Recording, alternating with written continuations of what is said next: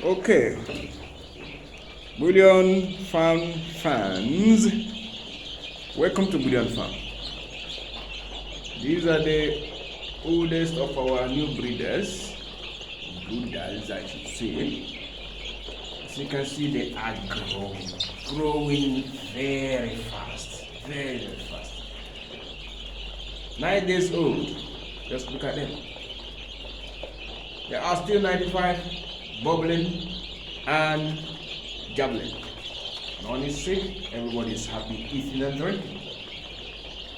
That's the update, nothing more to say except that we're doing fine here.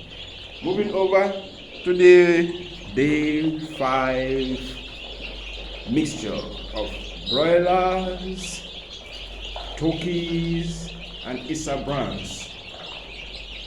And I can tell you, apart from the one that had broken leg, we lost, I think yesterday or so,